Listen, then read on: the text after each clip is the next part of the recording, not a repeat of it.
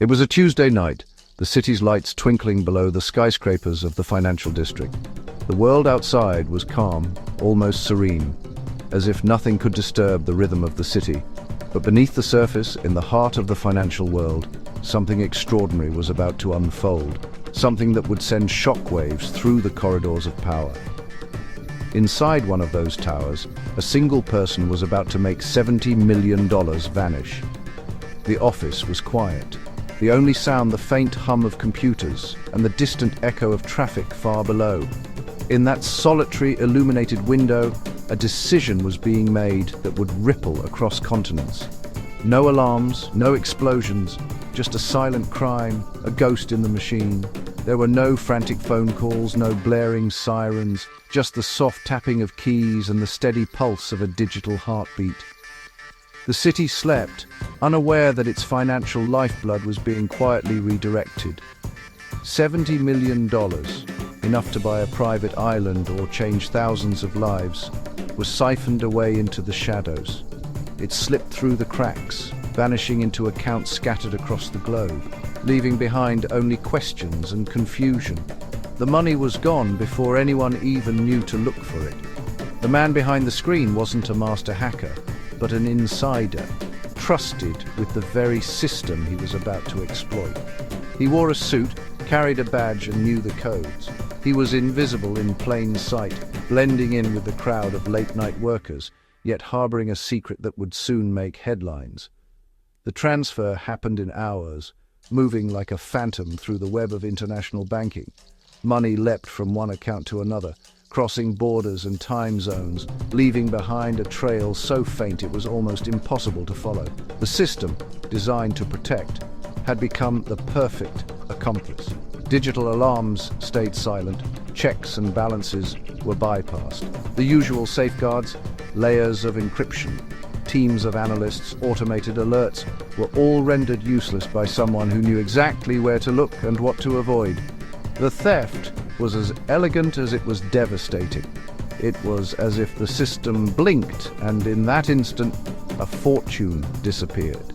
For a brief moment, the city's lights seemed to flicker, as if the very grid sensed the loss. But then, everything returned to normal, at least on the surface. All that remained were a few lines of code, unnoticed until it was too late. The evidence was buried deep within the system, hidden among millions of routine transactions. By the time anyone realized what had happened, the trail was already cold. This wasn't just theft. It was a statement about the fragility of our financial institutions. It exposed the vulnerabilities that lie beneath the surface, the cracks that can be exploited by those who know where to look. It was a wake-up call for an industry built on trust and technology. Sometimes the greatest threat comes from within. The people we trust the most can do the most damage, slipping past our defenses with nothing more than a password and a plan. The story of this $70 million transfer is a journey into the heart of greed and deception. It's a reminder that in a world run by code and confidence, a single blink can change everything, and that sometimes the most dangerous criminals are the ones we never see coming. The man at the center of this story was Arun Sharma, a figure both admired and overlooked in the vast machinery of Omnicorp Trust. To his colleagues, he was the model employee, always on time, always prepared and always willing to shoulder extra responsibility. Quiet, diligent and trusted, Arun had methodically worked his way up to a senior position in the bank's wire transfer division, a role that demanded both precision and discretion. He knew the protocols inside out, understood the loopholes that others missed, and was intimately familiar with the blind spots in the system. But behind the reliable facade, Arun was drowning in debt from a string of failed investments and mounting personal expenses that threatened to consume him. The life he'd built, brick by brick, was now collapsing around him. And with each passing day, his desperation grew more intense. Every night, as he watched billions flow past his screen, he saw not just numbers, but a possible lifeline, an escape route hidden in plain sight. He began to rationalize, convincing himself that the bank wouldn't even notice $70 million, a mere drop in their vast ocean of assets. For Aaron, that sum represented not just money, but the key to freedom, a way to break free from the crushing weight of his circumstances. He didn't see himself as a criminal, but as someone finally taking what he believed he deserved after years of loyalty and sacrifice. In the quiet of his glass tower, the stage was set for a betrayal that would shake the very foundations of the institution he once served. Aaron's plan was as much about patience as it was about precision. He didn't rely on brute force hacking or flashy cyber attacks.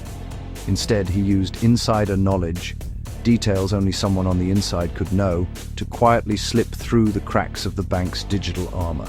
He exploited the bank's late-night maintenance window, a period when most employees were gone and security protocols were temporarily relaxed for system updates. It was the perfect opportunity. No one watching, no one expecting trouble. Over several painstaking months, Aaron set the stage. He created a dormant account, one that blended in with thousands of others, and slowly pre-approved a series of small, seemingly harmless transfers. Each transaction was carefully calculated to stay below the radar, never triggering any alerts. On the night of the heist, with the city asleep and the bank's digital defenses at their weakest, he quietly consolidated all those scattered funds into a single account he controlled. Then, in one swift, calculated move, he transferred $70 million offshore. The money snaked its way through a complex chain of international banks, each hop designed to further obscure its origin and destination, making the trail nearly impossible to follow. Aaron didn't stop there. He meticulously edited transaction logs, disguising the massive transfer as routine digital housekeeping. The records looked ordinary, just another night of maintenance. Nothing out of the ordinary. No alarms were triggered, and no one suspected a thing. By dawn, the money had vanished without a trace, and the digital trail was swept clean. The city woke up none the wiser, the bank's systems showing nothing amiss. Aaron walked out into the cool morning air, his heart pounding in his chest, but his face betraying nothing. Outwardly, he was just another employee finishing a late shift. The perfect digital crime had been committed, silent, invisible, and seemingly flawless. The system never saw it coming. Not a single security camera or alarm registered the theft as it happened. But in the world of digital crime, every action leaves a trace, no matter how faint, and somewhere deep in the data, a clue was waiting to be found. Where did the money go? An offshore account. Simply put, it's a bank account in a country where you don't live, often in places called tax havens. These countries offer privacy and low taxes, attracting global clients. Strict secrecy laws make it hard for authorities to trace funds. Offshore accounts aren't illegal. They're used for international business and asset protection. The problem is how they're used to hide money, evade taxes, or launder funds. For Aaron, it was the perfect hiding place.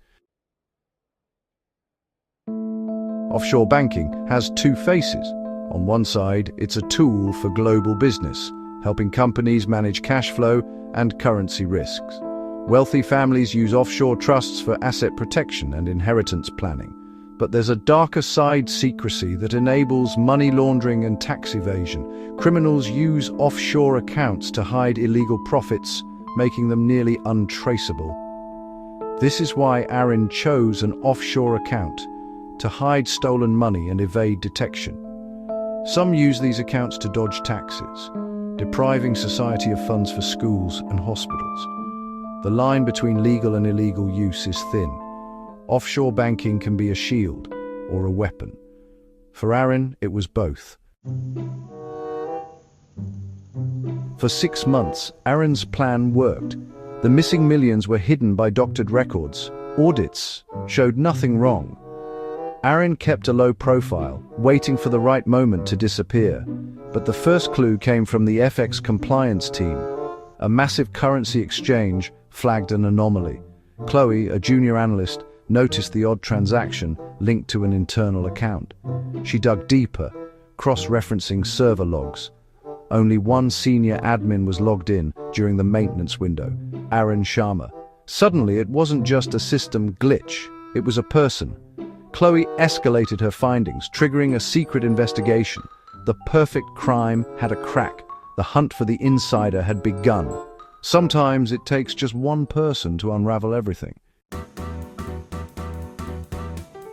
Senior management launched a covert audit, bringing in forensic experts. Deep server logs revealed the original $70 million transfer. The cover-up was exposed. The money trail led to a Caribbean offshore account. Authorities were alerted, and an international manhunt began. Aaron, unaware, planned his escape with a fake passport. But the law was one step ahead.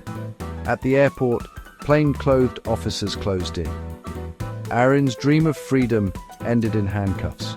He was sentenced for fraud and money laundering. Most of the money was recovered, but not all. The case forced banks to overhaul security and rethink trust. Even the best systems are only as strong as their people. Aaron's story isn't unique. The Panama Papers leak in 2016 exposed the global scale of offshore secrecy. Millions of documents revealed how the rich and powerful used shell companies to hide wealth. Some avoided taxes legally. Many laundered money illegally. The leak toppled politicians and exposed conflicts of interest like Iceland's Prime Minister. Whistleblowers like the anonymous John Doe risked everything to reveal the truth. These scandals show that even the most secretive systems are vulnerable to insiders. One person can pull back the curtain and change everything. Stories like Aaron's and the Panama Papers shake our trust in banks and governments. When insiders steal or elites hide wealth, the system feels rigged. Tax evasion and money laundering mean less for public services and more inequality. These scandals force reforms: stronger security, more transparency, and global cooperation. They remind us that accountability matters. Even the most complex systems can be exposed by a single vigilant person. These stories push us to demand fairness and justice. They show the power of truth. In the end, everyone should play by the same rules.